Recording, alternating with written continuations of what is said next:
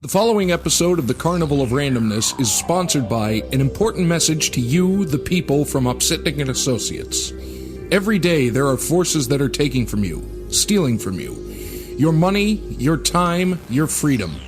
Immense faceless corporations, banks, credit card companies, insurance providers, government agencies, this list goes on and on. When you are under attack and facing crisis, turn to us, Upsitnik and Associates, attorneys for you, the people. When every day becomes a battle, we can advise and assist. We have been advocates for 40 years. Email us through upsitnikslaw.com or call us at 1-866-391-3299 or reach out to us through Upsitnik and Associates on Facebook for a prompt, no obligation communication and consultation. Don't be pushed around. Hello, welcome to another edition. It's something of Carnival of Randomness. I'm wearing a mask. An edition. So I'm doing that.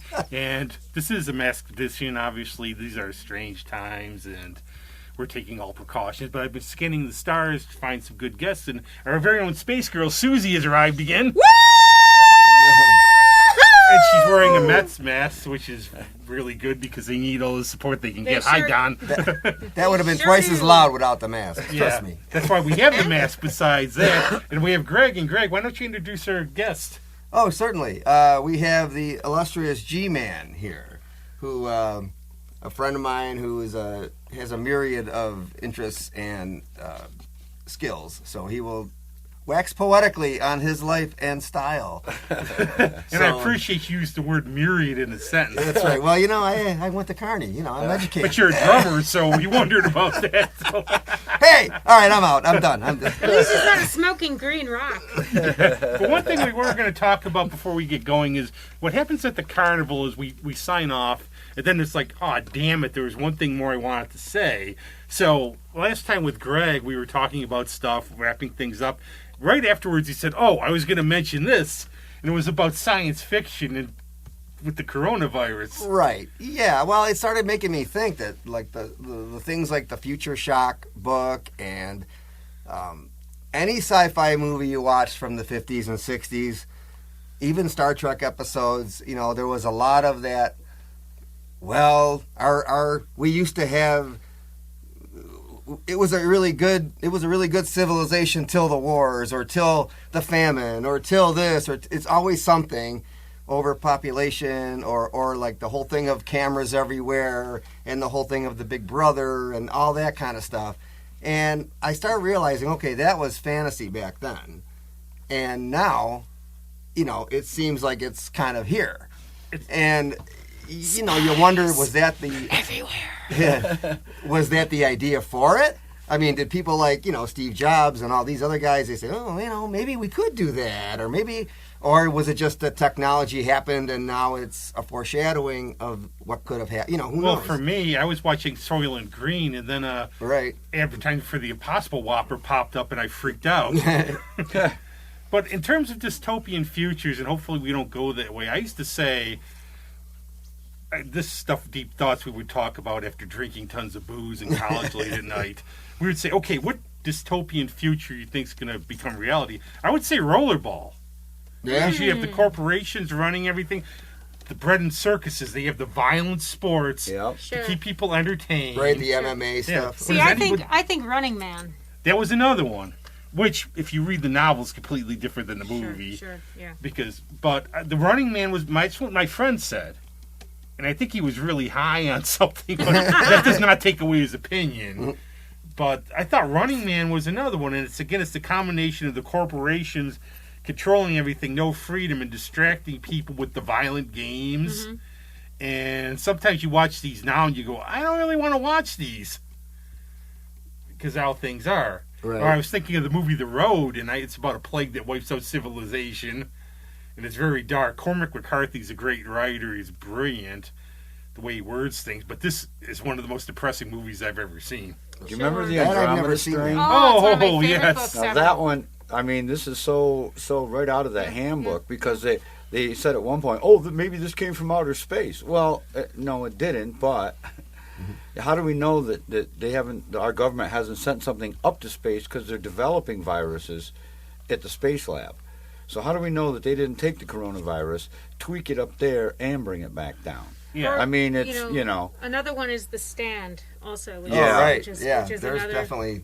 Which is a little bit more, I think The Stand was a little bit more spiritual than anything. But the book, Andromeda Strain, the thing I found, my favorite part of the book of Andromeda Strain is when they. I have to take this mask off. I'm sorry, I cannot breathe. It's okay. I can't breathe. I'm just joking. It is. We're separated, and we also have, for people who don't see it, it's like a small group. We're trying to follow everything. We're always concerned about safety. I was kidding about the mask. Anyway, what I was saying is, in the Andromeda Strain, they have to go through this level. They have to go through 7 levels. Yep. They don't show it in the movie. It's not in the movie. No, they showed the levels where they go down through. But they only went through quickly. They didn't explain what was happening. They didn't explain that the first level you go through is water that you have to swim under. The second level, the 7th level is where they have to go in and breathe helium.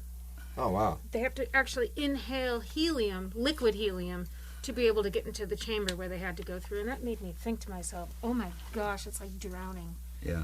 You know, that's what mice and rats go through. Yeah, and the other thing in the book, the difference between the book and the film, in the film, fear scares it away. It's like a shock. The guy's, why doesn't it affect him? Because he freaks out.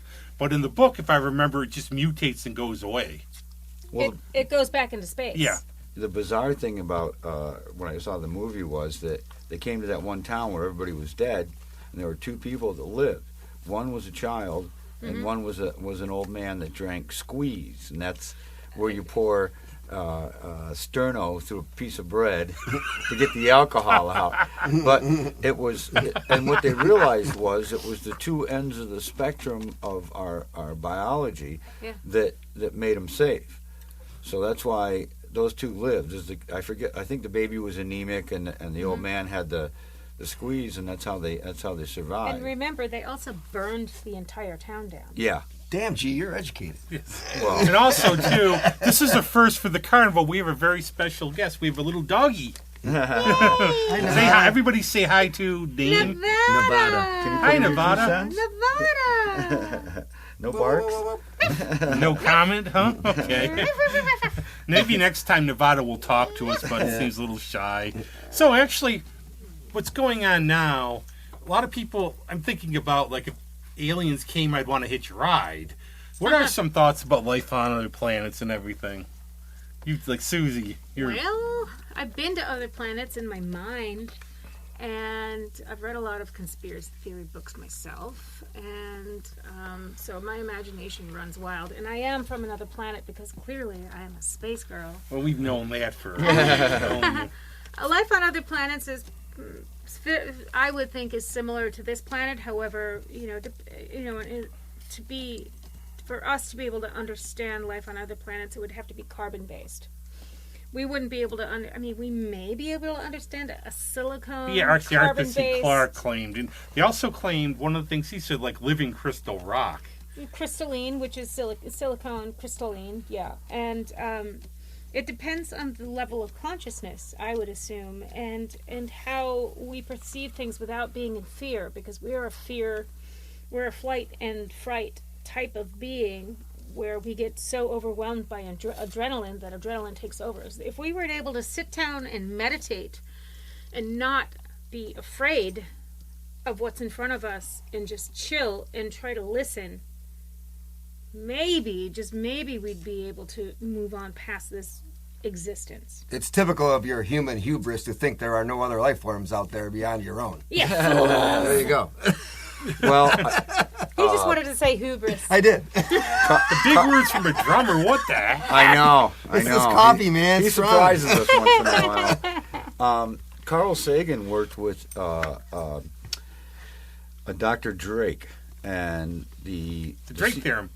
The Drake equation, and they quantified just in our own Milky Way galaxy. And when they first did it, they came up with a quantification that there's 60,000 other possibilities just within our own galaxy of bipodal hominoid life. Since then, now that they have the bigger telescopes and things, they've added a 0 to that, just in our own galaxy, not counting. So So when you extrapolate how many billions and trillions and, et cetera, of galaxies there are, the quantification has to hold out that there's got to be all other kinds of bipodal hominoids. Bipedal. Okay. You say bipodal, I say bipedal. Let's call the whole thing Potato. But being a vegetable. But I think of that, and also if you look at just the evidence on our own planet, there are things that defy our current quantitativeness, and yet there's only one other explanation that's left, and it holds up to Occam's razor. What's the truth? Well, the truth has to be that we are not of this earth. Yes, and Occam's razor, for those who don't know, means if there's something out there, you take the simplest explanation is probably the right one. Right, right. When all the lies fall to the ground, what hangs on the edge of the razor is the truth. And I've used Zeno's paradox to make sure I don't cut the grass. Yeah. I just say I can't. Yes. I have to do that. But there's also, too, the idea that I know the Goldilocks theorem, that there's some planets out there that are just right. Right. Sure, because they're in the zone. And Isaac Asimov one time wrote one thing about, okay, are they visiting or not? And he tried to say, okay, taking this civilization, how long it took to develop over billions of years, you would have to be advanced enough. How old would the civilization have to be to achieve space flight and everything? How did the technology go from this to be able to reach the stars? Because look at us, we've been around for a long, long time, and we've only been able to mess things up on our own planet. Well, the second to last thing in the Drake equation is the extinction factor. So once we reach nuclear capability, will we either A, blow ourselves up, or B, use it to get out to the stars? Sure, and we're almost at midnight with the nuclear clock. Yeah. Now, Anton Petrov is somebody that Don and I watch a lot. His YouTube channel is called What the Math. And he lives up in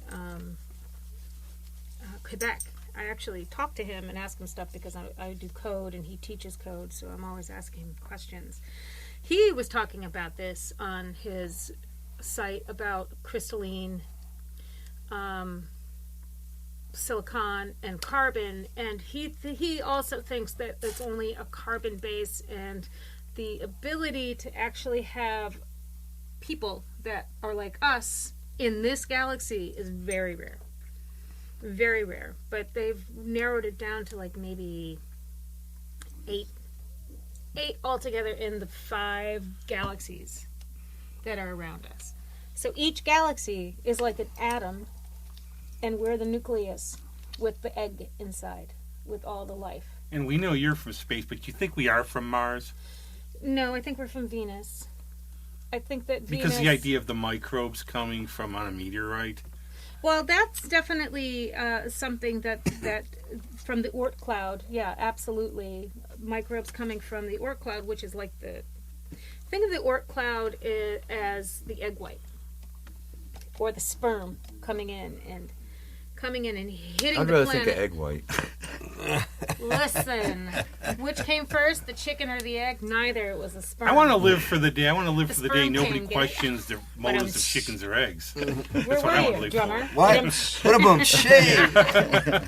Thanks. I'll be swimming here all night. Well, if you look at like ancient Sumerian lore, theoretically there was a planet Nibiru, and Damn, you guys.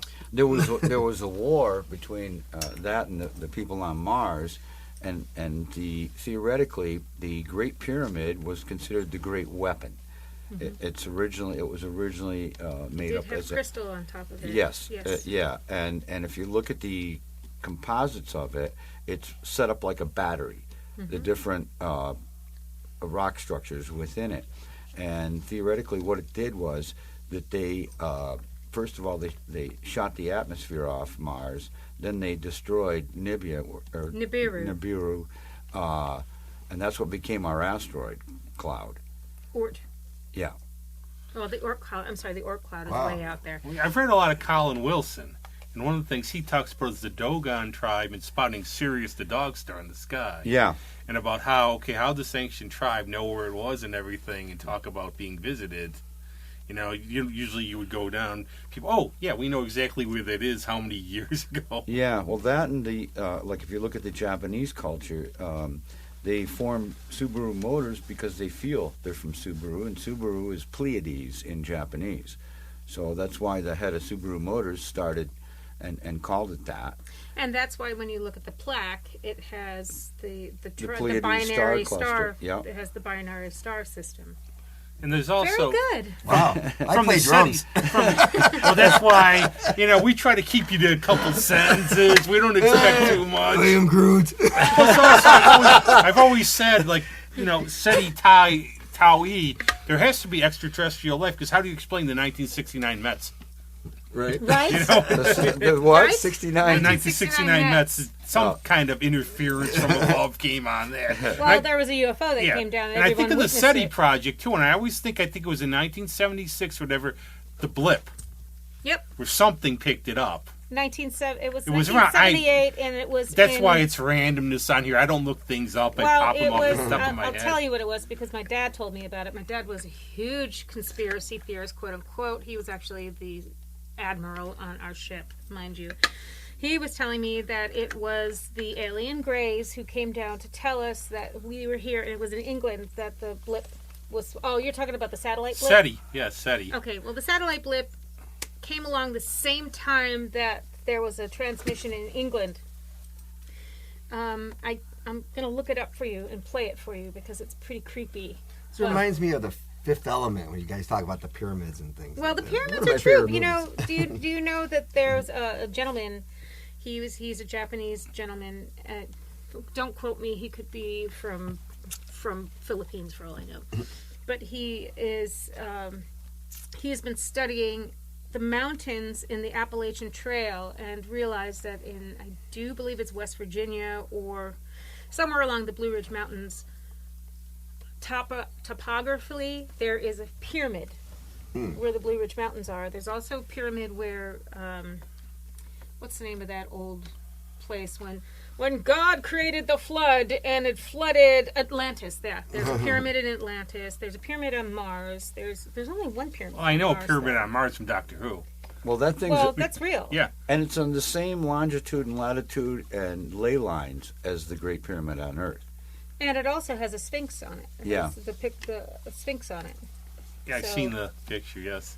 Yeah. I was very big into this. I begged my parents to get me a telescope in the 70s. Oh my and I would be gosh, watching the stars every night. I actually saw a shooting star the other night. I'm just, take me with you. Get Did me you out make of a? here." That's a good wish. That is a good wish. Yeah, it is. But I'm going to jump around as we always do on here. I would be... Very interesting, though. I didn't know about it. Oh, we'll go back to what we'll talk about. But do you have any Blue Oyster Cult stories? Because my friend, our good friend Steve Litvak loves them. He's on here a lot. And I said, I have a Blue Oyster Cult story for you. Is there anything that's not rated like X you can tell? No. Well, the more cowbell thing is actually a true story. I've known Donald for 30-some years now. Donald Rozier? Yes.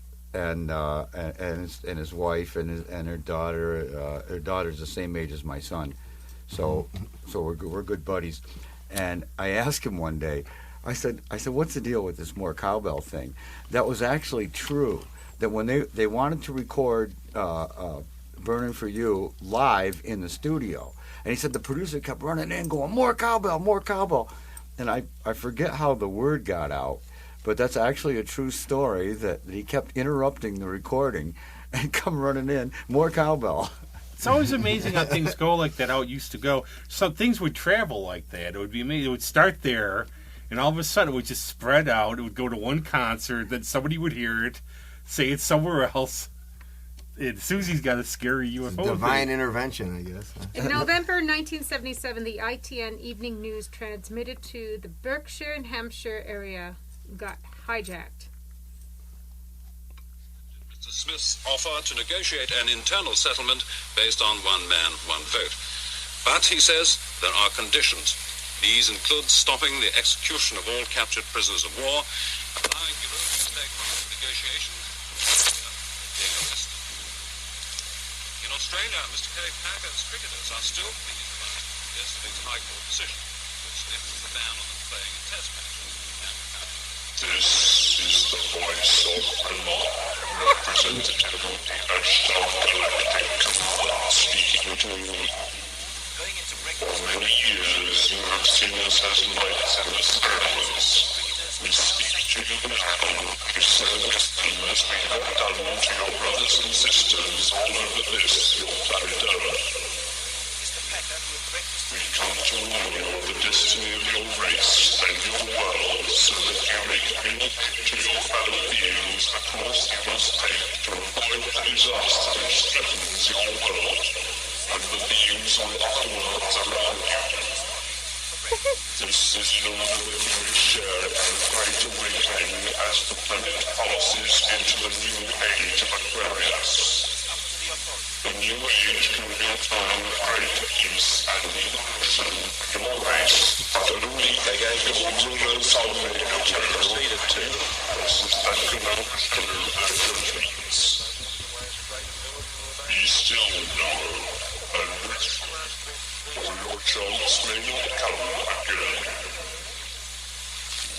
Well, there go the ratings. This is the dawning of the age of Aquarius. Age of Aquarius. Klaatu, Barada, and Nick too. That's all I have to say, just in case. Aquarius. Just in case. Somebody was watching Hair and watching UFO, the show UFO, and clearly, did you know that all aliens have an English accent? It's amazing, isn't it? Amazing! It's a universal I didn't translator. know that. Universal translator. Well, I remember that early. I think it was the very first Outer Limits episode, the galaxy being. Oh, yeah. Remember that one? Yeah. The guy was experimenting with a radio station or something, and then this thing came out of the monitor because it was like the waves became alive or something. And it Well, Nikola became a Tesla, creature. even before we had radio on the planet, developed a radio and got spoke signals from Mars. From Venus. Was it my Venus? study. No, I it was don't Mars. know that Mars. one. You're I right. don't It know. That was reminds Mars. me. I just watched. I don't know why I wanted to. I watched Tomorrowland, that movie Tomorrowland. I've It's a seen great- it. Yeah, and Yeah. and there's that whole scene where the Eiffel Tower is supposed to be an antenna of some. They had this whole theory going on that Tesla made the Eiffel Tower to pick up signals from space and all this kind of shit. Yeah, you guys should watch very the interesting. season 3. Is it 12? Season 12. Jodie Whittaker's Doctor Who. Oh, I've watched it, She talks yeah. with Nikola Tesla, and he's talking about it. Yep. And I never just knew check that. that one out.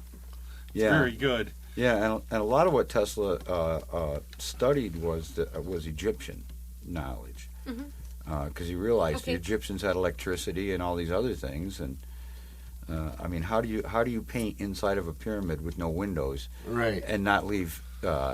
People said, "Oh, they used torches." Well, no, they didn't, because there's no torch marks. Clearly show how they made batteries. back Right, then, with right. potatoes or something crazy like that. They used wine in clay with a carbon rod in the middle. Okay. And also, if you look at like the Romans, they had coliseums where they had animals 3 and 4 levels down that would pop up out of nowhere. So they had elevators, and they had to have a circulating system, and they had to have electric lights, because if you're down 4 stories, you can't have torches, or the carbon dioxide would kill everything. So Edison inventing the bulb is a Well, lie. Edison didn't invent the bulb. Edison took everybody Rediscovered else's. it. No, he took everybody else's. He hired them and Well, yeah. said, "This Well, is wasn't mine." there some battle with Have you him seen and the Tesla current war? over alternating what? current? The current war. The Yes, current war. yes. That's- Yeah, and Yeah. it was Yeah. when Edison first put the power plant at Niagara Falls, they were powering Niagara Falls, and they were trying to power Buffalo, but they were using direct current, so they had to have all these substations, and they couldn't really make it work. So Edison heard of Tesla's work down in Jersey, so he brought him up to Niagara Falls, and he says, "You need alternating current." And back in 1860 or something like that, once they used alternating current, they not only powered Niagara Falls and Buffalo, Rochester had free electric power. And it was Westinghouse that said, "Wait a minute, we got to Right. make them pay for this crap." Westinghouse, right? And that's why, and that's when they booted Tesla out of the project. And wasn't there something also about the electric chair or something that Edison had something to do with the electric chair? I'm not sure. Yeah, because I heard something about that. Him and Tesla had that battle, and then he turned around and used it. He figured, okay, I'm just gonna. He had some idea for like electricity to kill people or because something. he realized that it wasn't alternating current, it was DC. What does the D stand? direct current. Direct current kills, alternating current doesn't. So if you add the alternating current and the direct current together, that's what will zap you instantly. Right. Well, here's a thought too. I always wondered this. I mean, this is pretty heady, I guess, but I've always wondered, okay, why do certain things happen at a certain time? I mean, okay, is there some sort of, I hate to use the word divine, but is there some divine plan or a big plan? Okay, why was the gun invented when it was invented, not 200 years before that? Why was Edison born when when he had his idea? I mean, was it supposed to all happen in a certain graduated thing? We are Borg. Okay, then. What do you think out there, everybody? No, that's really interesting. It's like it's one of those things you can never give an answer to. It's like, why do people come along? Like the right person might come along, or some invention, or is it just progress? People Right. building Well, on each other. Well, there's the technological half-life, where you invent something, and then the next big thing will come along in half the time it took to get to that. And that's why, like, once we went from valve state technology to transistors, it took how many years? Well, then all of a sudden, once we hit transistors, how quickly have we progressed from there? Right. And if you look at half-lives now, are so quick that you can't even design a circuit fast enough. It's already obsolete before it's even put into production. Right. Because somebody's already come along and half-life that. So, Well, I'll use a pop What culture. did they call it? The exponential curve? Yeah. I'll use a pop culture reference. It's this thing Tony Stark's looking at his dad, and he says, I'm limited by my time. I want you to carry this on for me when you have more available. Because he realized in the 50s he only could do so much. Mm-hmm. And that's got to be frustrating for some people where they just want to keep doing. Like, I would love to be able to go travel to other planets. So hurry up. Right, I know. Where's the Umbrella Academy when you need them? I know, right? I know, the second season's out. Gotta watch I it. already I watched saw a it. play verse on. My already friends watched did a it. play verse on Welcome to the Black Parade by the same singer who wrote that, Gerald Way, right? But we're going to get into, let's go, and we have all these musicians with us. We can do a little of this, and I understand. Tell us a little about, what was it, the Silvertone amps? Oh, that's G's thing. Yeah, tell us a little about those. Well, they're very old amps that Sears used to sell. That was like their product. Were they right? for the Silvertone guitars? Because they're like Greg Yep, Townsend. Silvertone guitar. Greg Townsend, our friend, plays the 61 Yeah. Silvertone. Yep. The Nathaniel Daniel started the Dan Electro Company, and then the Beatles came out. So Sears and Montgomery Wards and all that approached him and said, look, we need more cost-effective things because all the kids can't afford the Fenders and the Marshalls. So what he did was he took a lot of just off-the-shelf products. He used, pressboard and masonite and things like that to make the cabinets and everything. But he went to, I think it was GE or Sylvania, whoever was doing tubes for the government. And he got government quality, military spec tubes. So he used high quality tubes, and the rest of the parts were, kind of off the shelf. I would think it would be Sylvania because silver. Yeah, Silvertone, Sylvania. probably. So he marketed them through Sears as the Silvertone. Montgomery Wards, they were called airline amps. But the Silvertones, because of the way they were made, they were based off the CBS handbook for amps. And basically, they were just like a Fender, except for, you didn't have the expensive cabinet and all that.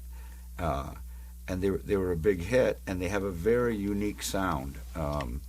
Most of your great blues players have a Silvertone amp in their studio or that they use.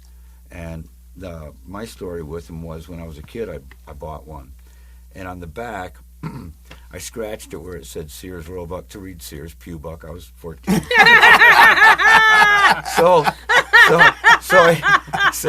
And it was the real rare 610 with the foot switch and all that. Right. And at about 17, Doc Stillwell used to do amps for Richie Blackmore and all these people. And there was a Brown-style Fender Pro that I wanted. And the guy wanted $75. So I sold my amp to a kid in Elmira. And I'll never forget the day I was hugging my amp and crying, going, "I'll see you again." The kid's like, "I'm from Elmira. You never see this amp." So fast forward 20 years later, I'd gotten Hep C through vaccinations in the Air Force. And so I couldn't do my carpet sculpting or anything anymore.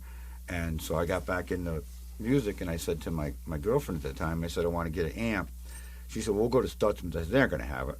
She says, "Well, the hog will rip you off, so we'll go to Stutzman's."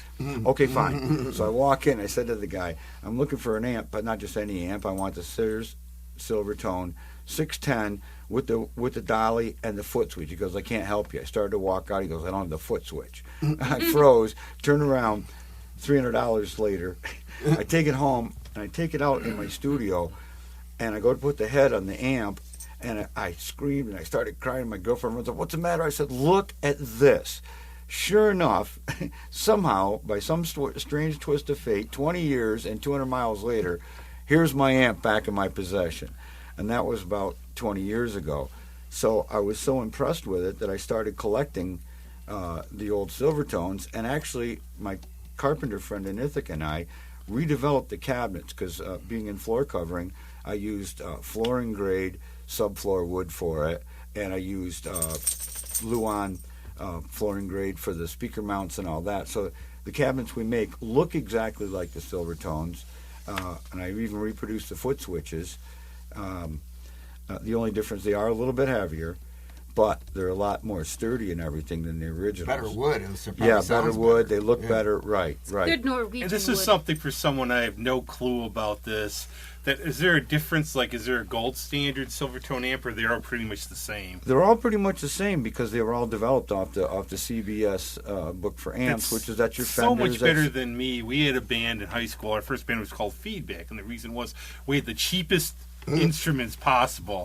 So I remember we had a $15 amp. I don't know what it was, piece of shit amp, I would call it, and it would just like that. So I decided I was broke. So I went down to a music store in Greece, and I thought, maybe I'll get $5 for it. This dude comes out, looks like David Lee Roth. I mean, this could have been David Lee Roth, like, popping around the store. He takes it in the back to play it. All I hear is he's trying to play in the car.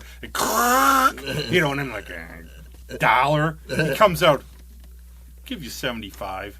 Okay, bye. Yeah, right. Don't change your mind. You know what's funny about stuff coming back to you? This happened to me only once. Can't remember exactly the circumstances, but I got rid of some stuff, and all of a sudden, there was this guy. There was a drum case, like a bass drum case or something. And I remember when I stenciled them, like to make them look cool or whatever, put my name on them or something. And all of a sudden, this guy had, I got these extra cases, and I look at it, and it's the same case, and it's like, where did this come from? I don't even remember who I gave it to, and now all of a sudden, it's like in this practice room or something, and I'm like, okay. Well, one of the kind of interesting. One of the Silvertones, because I was buying them and selling them for quite a while, all over the country, and one of the ones I'd redone, it needed new Tolex, so I put, I had a bunch of felt for billiard tables, so I did it in that, and I was going to put knobs on it, like different 8 balls and all. You can get knobs for them, but I did that, and I sold it to one of our postmen. He had a friend that wanted an amp. Next thing I know, I get this call from one of the firefighters in town. He says, "Are you still doing the Silvertones?" I go, "Yeah." He goes, "Well, I got one of your Silvertones," because I always wrote inside when I teched it, what I did to it, the whole bit. And he tracked me down. And so he found it on the side of the road. Oh, my God. The kid just tossed it out. He sold the knobs off. It's amazing how things in life, sometimes you think there's a plan out there somewhere because things will come back to you. Or you'll meet somebody years ago who will turn out to be a really good friend later on. That brings it back to my divine... Never mind. We'll do a whole episode on that. But it's like, you have a chance encounter with somebody like 20 years ago, then all of a sudden you become friends. You're like, wait a second, did I know you back then? Right. Or like something just comes around like that. Like there's this way of life where it's all connected. One of the weird things. It is strange. with people that have alien involvement is that we tend to bump into each other somehow, right? And Susie's I'm an tapping Air it. Force brat. My dad was in the Yep, Air Force, and yep. he was a radar tech. So, Yep. yeah. But it's strange how you know, you meet somebody like you say, and then years later you get talking, and it's like, wait a minute, you know, I remember you from here and here and here. Or you have that other thing where I'll say, and first I'll say, if I gave Susie a bag of green stuff before this, it was mint, not weed. It smells so good in my car. I tell you, but when I met Susie, it was a case of almost like when you meet people, and this was the Earl Cram Review many, many years ago. And it's like when you meet somebody, you all of a sudden go, you know, we're going to be friends. Yep. I was on stage and I was singing, and back then I was wearing like With Stan the Man, the bad on us are playing. Yep. At the, literally, no joke, because I'm 4'11", I was wearing, and Greg can attest to this, 6-inch heels with platforms. I would literally jump off the stage onto my knees and slide into, and I remember locking eyes with you, and I'm like, this guy, I'm going to slide, I'm going to jump off the stage and slide. And I like was there David because Lee Roth obviously- slide right in front of you and sing. And you're just kind of like, whoa. and again, it's like serendipity, because why was I there? Because of Stan the Man, and I knew all that. Right. You were kind of like a stilt walker with those things. Dude, I love those shoes. Can't do that anymore. Thanks, car crash. But that's how 2014. things go, I think, in life. I think sometimes you're destined to meet people who will become a part of your life. I found that in my life a lot. Yeah. But the one thing I found interesting, we'll talk a lot about creation. You seem to be a very creative person. I'm the only one who isn't here. Well, a You're drummer. so full of shit. Yes, you are creative. Well, he's a drummer. He can't do, as long as he can stand up and walk. No. Hey, I want a little respect on this show. I come here every week. You get no respect out of there. He's also a songwriter, so you got to give him some credit. No, drummer jokes don't bother me. Polak jokes don't bother me because I'm half Polish. None of that stuff bothers me. And When do we tell the best like, drummer lighten up. jokes? Was when Rob Mount was here, my dear friend, and we had drummers. These guys told the best drummer jokes. Right. It's like, you ever want any good jokes from anything, go to a person. I grew up around Italians and gays. The best Italian jokes come from Italians. Oh, yeah. You better believe But it. what I heard carpet sculpture, and how sounds fascinating to me. What is this like? Well, it's thousands of years old. The Chinese, if you look at their woven carpets, a lot of them, the real high-end silk ones and things, they would actually take scissors and sculpt out the design.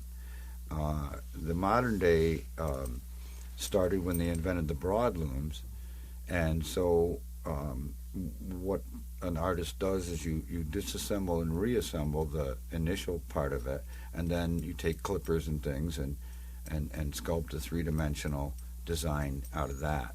He does some really cool ones, guitars and things. My work's been in Barney's, Esquire, Lifestyles of the Rich and Famous, Les Paul's Home Studio, and Lou Paulo, his guitar player. When I went to get my guitar signed by Les, I bummed a cigarette off him, not realizing who he was.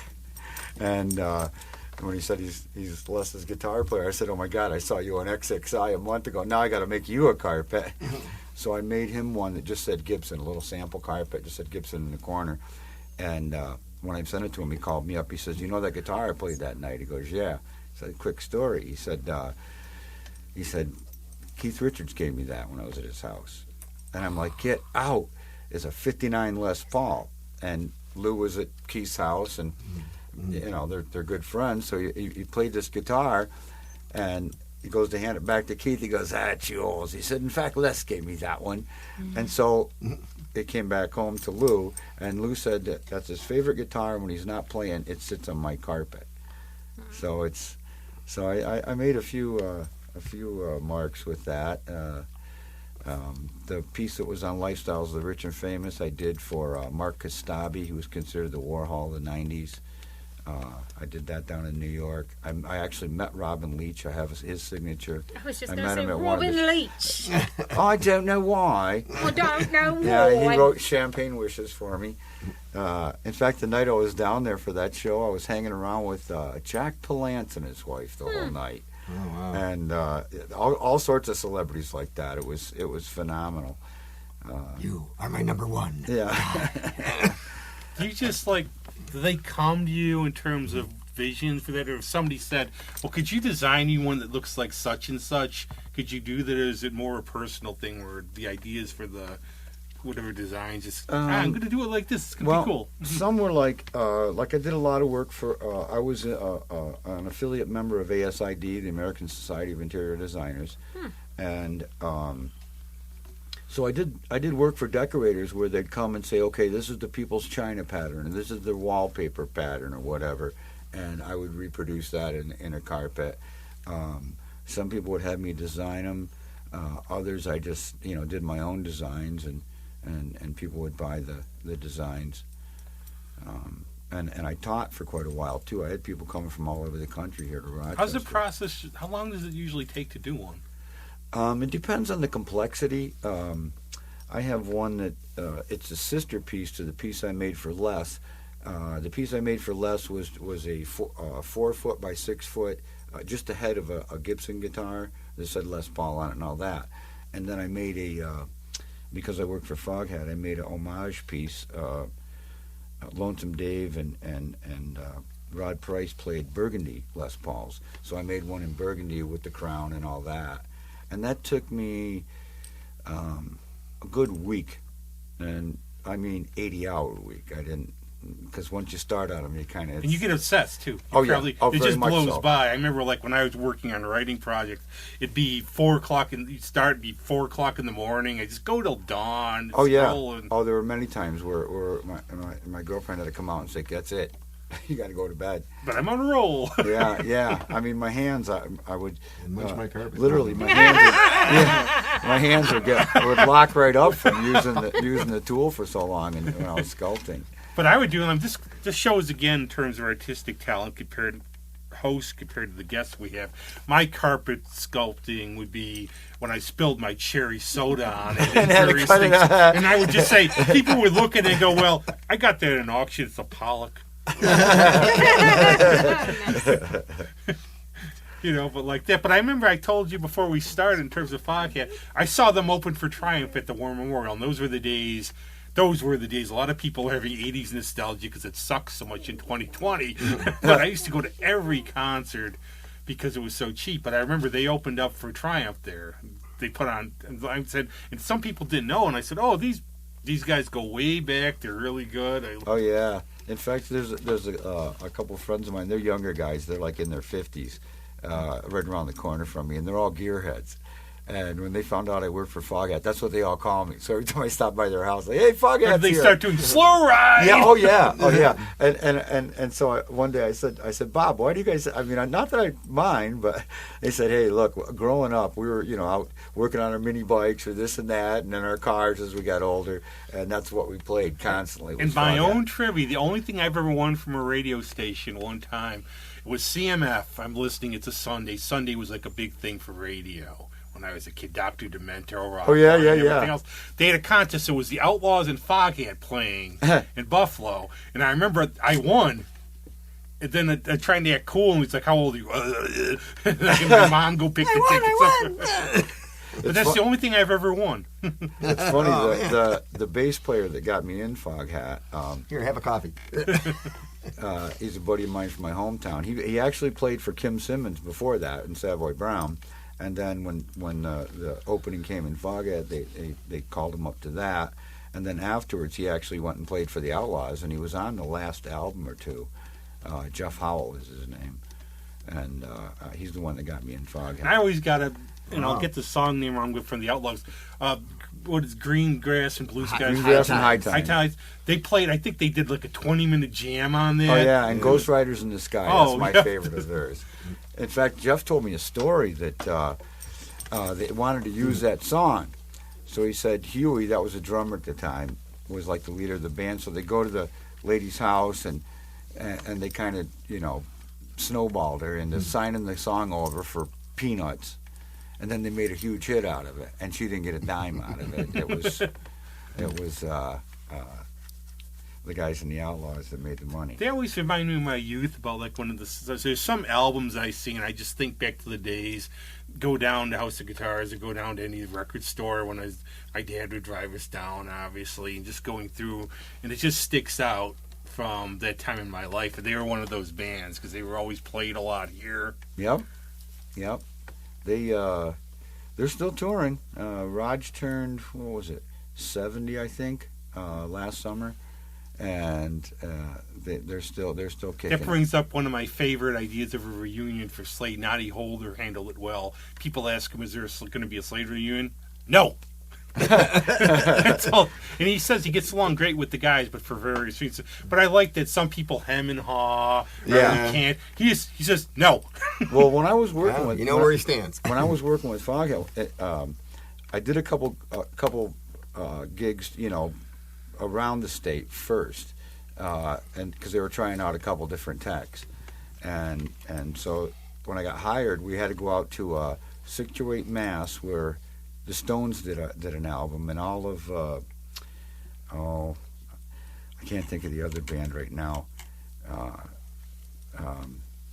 but we get out there, and Roger's coming off the tour bus, and he's like, "Glad to have you with it." I said, "Well, listen, Raj, I got a bone to pick with you." I said, "You and Dave are fighting. You're at each ends of the country, and both of you are, still fighting and all this crap." I said, "You got to bury the hatchet." I said, "Get over it. You're not 14-year-old boys anymore." I said, "Budweiser's been milking your royalties for a decade." I said, "Bury the hatchet. Get back together." And he looks at Jeff and he goes, "He is a pisser, isn't he? Welcome aboard, mate." And he still says to this day, "I'm the best tech he ever had." And I think that's the thing, too. I think, because I always thought I would have loved to have been like that kid in Almost Famous and go around, follow a rock band in the 70s. Because there was like the era where all the excess and everything. Yeah. And I'd probably be dead now, but it would have been fun. But still. But just to go on the road for once like that, because I've been knowing a lot of bands, but I've never done that, obviously, just for the experience. But I think also, when you're doing that and you grow up in bands, these days they try to develop, the look and then put the music on them. They grew up burning on the road for how many years before they were known. They got the experience, and they were young too, and their whole youth probably went by. But then you get older, you get more mature, you look back, and you probably think, well, we had some spats, but they were bloody good times. Right. Let's just do it again and have fun now. We're mature. Right. Well, they did get back together about 2 or 3 years before Lonesome Dave. Lonesome Dave died of testicular cancer, and then Roddy Price fell down the stairs. But they did get back together and put out an album or two after that. So I thought it was kind of cool to have even a distant finger in that.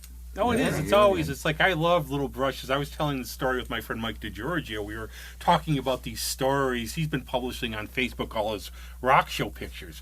And I was telling the story about how I met Geddy Lee from Rush. And it was a 4th of July concert Rush was having at Darien Lake. I'd Walk My Dog in the Canal by Spencerport. And he was biking by. And we stopped and talked. That was it. Then, and I guess I'd heard from a friend, I guess he bikes a lot.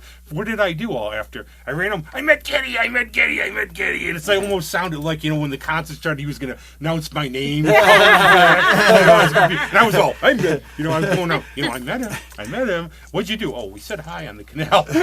We're good friends. But Mike said you take these stories and you will remember them your whole life. Oh, yeah. Well, it is cool like that. I mean, I bumped into so many people that, are influential in the business and stuff, and a lot of them, in just a few-minute meeting, we became best friends. Yeah. Like, here's a case in point. My dad was beset with Lewy body and Alzheimer's, so I had to go down to Florida and help Mom out, and so I had a layover in the Jersey airport, and I'm heading towards the escalator to go out and have a cigarette. And here comes this guy with all these cameras on him and everything, and I could tell they were, real expensive cameras. So he gets on the escalator before me, and he had on the Gonzo Journalism logo on his denim jacket. So we get to the bottom of the stairs, and I said, when the going gets weird, the weird turn pro. It's a Hunter Thompson quote. He turns around, he said, it never got weird enough for me. I said, oh, you're a Thompsonite. He said, this is the jacket that Hunter had on. He was sitting next to him. That's how close he was with Hunter Thompson. And I said, where are you coming from? He says, oh, I just came off a Stones tour. And I said, they aren't touring in America. He goes, no, I just got back from Europe.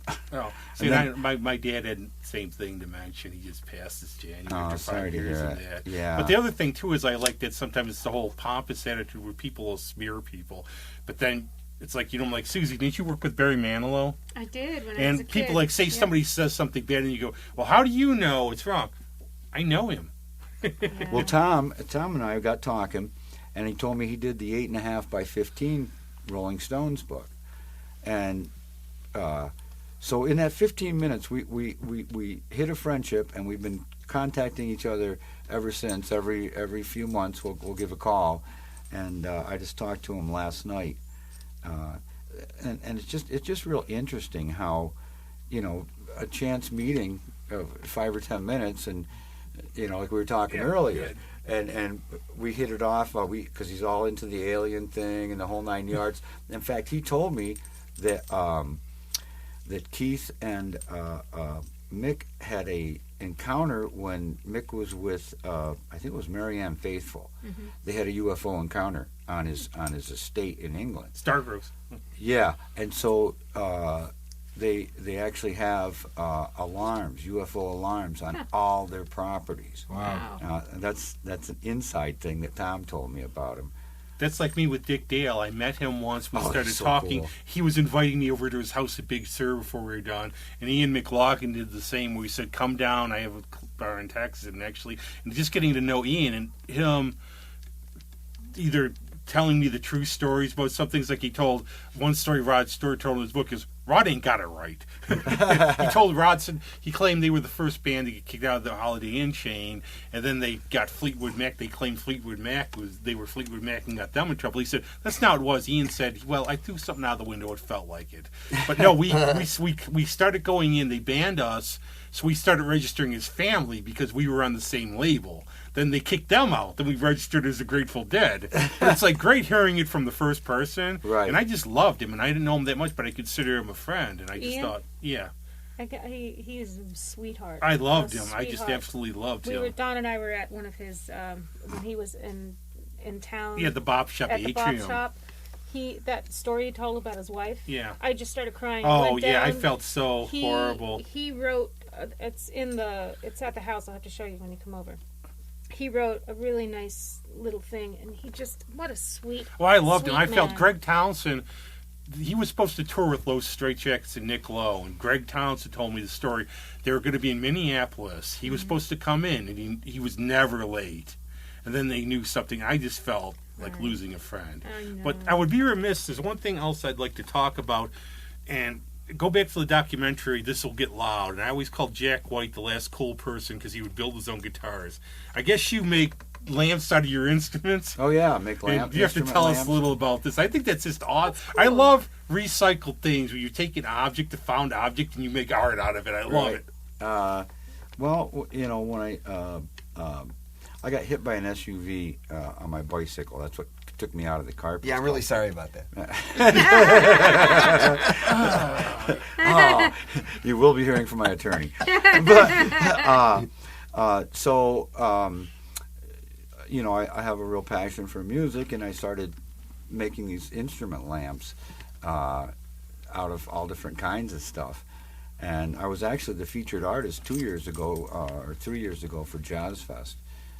They had a piece on me on the news and all that, and so I'm still doing the instrument lamps, and I even built a skateboard guitar, and now I'm working on one with the wheels on it and a tremolo, and you can actually ride it and play it. Did you ever sell the trombone lamp? No, I gotta redo. You should send him a couple pictures. Yeah, we'll try to get like some pics and stuff on this for you and everything. And plus, creative people got to create, right? Oh Suzi? yeah, that's the the one thing. problem. It's like the one thing is you can't stop creating, and you always go over more and more and more and more stuff. Yeah, it's hard to sit still. Which is cool. It's like that's in terms of one thing I'll ask in terms of quarantine. If you like, I know like one of my friends actually said like he's written 3 to 4 albums worth of music. I mean, it lets you almost like in terms of keeping yourself busy, you find something you didn't have time for to do. That's the hard part about being creative is that, the mind never shuts off. Yeah. And so sometimes it's kind of a curse because you really don't have a moment to yourself in a sense, because your creative side is always, developing something, whether it's writing a song or, creating a lamp or making a guitar or whatever. It just doesn't shut off. And Personally, for me, I think bipolar disorder won. yeah. Well, that's. I wrote a song about that. If you look at most of your creative people, they all have some sort of affliction, and that's what allows us to see both ends of the spectrum. When most people are living life with blinders because they're trying to be normal, which there is no parameter. But I call it being awesome. Well, one of the books people ask me, give me a recommendation what to read, and I say, if you want to read something about creativity, read the lives of the great composers, and you will find none of them people would say were right in the head. Yeah. None of them. They all had serious drug addictions, mental illness, all kinds of stuff. Well, it's like comedians. Comedians see things in a skewed way, and it's like you find, that's why, like, even like sometimes, you joke, like I do these one-liner type thing. I mean, you just hear something and you go, oh, and then you have a different take on it. Like, they'll see something totally normal, like, I don't know, like, hey, did you ever notice this or that? But they just have a way of looking at it that, oh, I never thought how messed up that is. Or they just take that everything is. from the modern day. A lot of times, like, I'll hear one thing when I'm out, and I can make a routine out of it just about something because it's this absurdity of life nobody else notices. Exactly. Like, I had these dudes, I was getting gas, and these guys were going on about that. They were Mexican coronavirus. And I was just saying, the average stupidity. You'll never run out of materials. Well, we took a trip once. We went in to Geneva, I think it was, and we were just like like 2 or 3 couples, and we got rooms and stuff, and we just wanted it was just a quick trip, day trip thing. And I'm like a big towny bar guy. I gotta go. I don't want to go to the hotel, but I don't want to go to fancy. I want to go to the towny bar. I want to go where they spray the bug spray on the flies and they fall on the ice. Exactly. And we go into this little bar across from the place, the hotel, and honest to God, man, there's these 2. I think one guy was Mexican, and this was like just farmer guys, but town guys, and they were, honest to God, they were having this discussion, heated, about whether a tomato was a fruit or a vegetable. Oh my God! And they're like, "No, it's a tomato!" Oh my God! And I'm just sitting there going, "This is why I want to come." I've never had the only bad experience I've ever had. I was in New York City with one of my friends, and we went to a place called Red's. And understand, he's Puerto Rican, okay? Yeah. So we go in there, and it is the name Reds, okay? Right. So he looks at me and just deadpans, and he goes, I don't think they like my kind here. But nothing happened to us. But I love local, like, color. Like, say that, where it's, like, interesting characters. You'll never know who you meet, and you'll hear some good stories. Yeah, you're not going to get that going to the fancy schmancy places, Yeah. Yeah, so that's cool. But just, it's very good having you on, man. Hope you enjoyed it. Oh, it's a ball. Oh, yeah, you can always welcome back. But obviously, and ironically, Suzi, this is like the last podcast we did before this all happened. We were promoting your album release show, which didn't happen. Did not happen. But who would have known? Who would have known? Well, it will. But you have played a few gigs, and you're plug time. Greg, you played a couple gigs. Right. And how have they gone? Pretty good, right? Yeah. I mean, some people, they don't, I won't say they don't take it seriously, but if you know where you are and you're with people you know, I mean, I don't think you have to worry quite as much. I think it's when you get a lot of strangers together. Be careful. I was telling, in terms of, like, when I've been on a few times, they're friends. I stay a little away. We talk. We're careful. We even had the Yahoo factor out where the idiots are. And you stay away from places you would think they're going to be. I mean, you set up so you're kind of far away from each other even. And, I mean, you got to be realistic about it. I mean, as long as you're not spitting on each other and sneezing on each other and, but, everybody can't have the virus. Everybody, that's the whole thing. Everybody's like, you're being careful, but it's like, it's kind of assuming that everybody's got it. I got to stay away from everybody. And I don't blame them. I don't blame them. I have friends. I have friends who are like, I know I won't see till at least next year. And God bless them. Mm-hmm. They're staying reclusive. I know one of my dear friends had this in March, and she said, and she's 26. You don't want she said how bad it was. And she said, we're friends. You're going to see each other. It'll just feel even better, if parting was well met, eventually we'll see each other. We'll Pardon smile is again. such sweet sorrow. But the thing is, I mean, you have to live. You can't. This is the ground we're on now. Why try to be miserable about it? We got to go through it. And I hate to see the way the country is so angry and divided and everything. And hopefully, well, it's intentional. Turn your head and cough.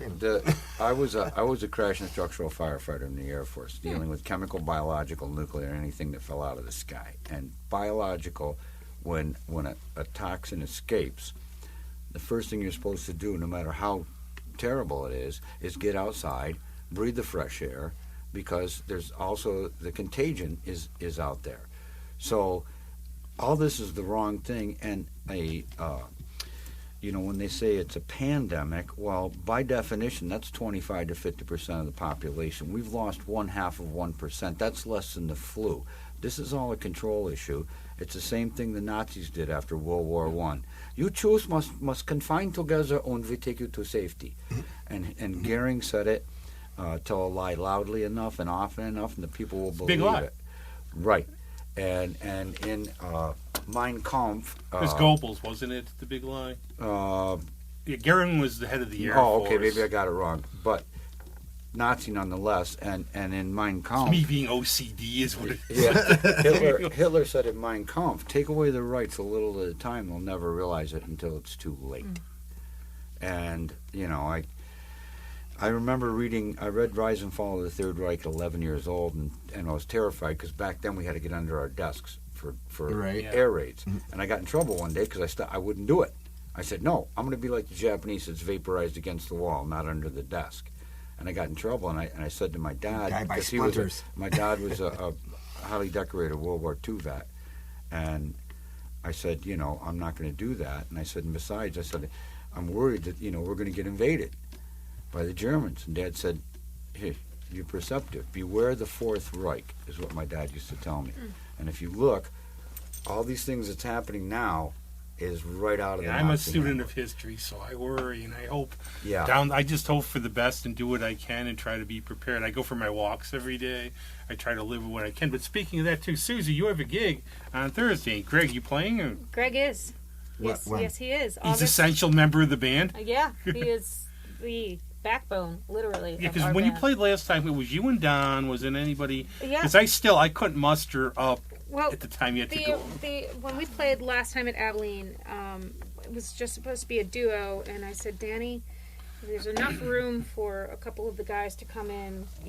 We're all a card apart from one another. Can I have them sit in? And they came, and he goes, yeah, sure, as long as everybody's apart from one another. And kudos to him. He's done a good job, I think. I really feel he's done a very good job. He's very And diligent. Leslie Lovencuff's done a very good job. And I worry about her yeah. because now college kids are coming back. So they're heaven stupid. for... I shouldn't say stupid. That's the wrong word to say. They're young and naive. They're young and invincible. They think Yes, they're and invincible. I don't say I wouldn't have done the However, same thing. I brought my cajon, and Todd Krantz was there, and Darren Wispelaar was there, and they both jumped up on stage and played percussion as well. And then Greg came with Debbie, and of course, anytime I see Debbie and we do Trailer Romance, I always say Debbie and Greg wrote this song. Yay. We'll get you, but is there any way we can see your art, or is there any links we can share or anything for you? If you go to Facebook under GMAN, there should be under my real name, Joffrey Howe. There's a site. Also, if you go to Sears Silvertone Repros on Facebook, that'll show a lot of the work I've done with the Silvertones and some of my tech work. And then I also have MJ12 Project. That's my project that's all about UFOs and music and everything. We should put all the links up for you on this. Yeah, hey, there I am. With my first guitar. Hey, give a quick plug for the Good Vibes before we... Yeah, and also our new music store is Good Vibes. It's over at 579 Stone Road, right next to the Dutch Mill. We have everything. That's yours? I just literally rode down there. I was a long-time customer of Tony's in Empire Comics. Oh, okay. So I used to go down. That's like an old home to me. Yep. I'll be And I've there. gone down. My dad loved going to Jackson's Bakery. Yep. So that's all old ground for Oh, me. yeah, and everything. Triano's, yeah, So yeah. I just know that very well. I put some stuff on consignment there, and it's sold. So I mean, you can bring your stuff. So down yeah, there. bring your stuff. Yeah, It's and we- support local businesses. That's right, damn it. Support. And we have record albums, any of that stuff. yeah, even the Hog and Bernunzio's are behind us too, and giving us all the help they John can. Bernunzio. He's Oh, Yeah. I love them too. So- Yeah, oh, him and his wife are sweethearts. So we'll be playing August 14th, Friday, August 14th at Abilene. Right. That's a Thursday. No, it's I'm looking at it right now. It's a Friday. It's a Friday. It's a Yeah. Friday. Yeah, right. One of my friends' gigs is on the 15th. Leave me alone about dates. 15th I is tell Saturday. people. Yeah. Because it's actually the second today, ergo 16th. Right. So if I would have told you what Susie's gig was, you would have shown up and gone, "Where is she?" Yeah. It's Friday, August 14th at Abilene. It's we play from 7 to 9. Doors open at 4, and they are serving hummus plates, so you can drink as long as you order food. I mean, I was lucky. So all that weight I gained from wings was invisible. Obviously, I imagined it. I know, right? But I have Danny does definitely a lost good weight job. from I've this. gone down there going, you wear your mask, be good, sit down, you can take it off, just be, just be smart, that's all.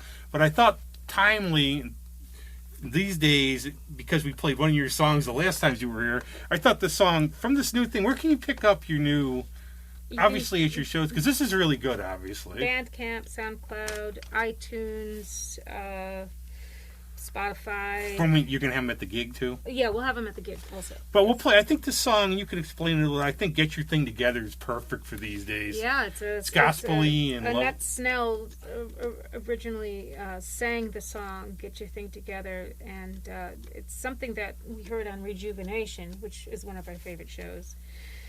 And Don and I were like, well, really, Don. He goes, Susie, you can nail the song, and I'm like, yeah, I'll give it a try. So we brought it up to Greg, and Greg's like, yeah, I think this song would be great. So we decided to do it. It is a good song. It is. That's why we're going to play it. So this will be Get Your Thing Together from Anonymous Willpower. And thanks, everybody. Thanks, G-Man. Thanks, Thank you. Doggy. And Greg and everybody. We'll see you next time. Yep. Bye. Bye-bye. Bye. I play drums.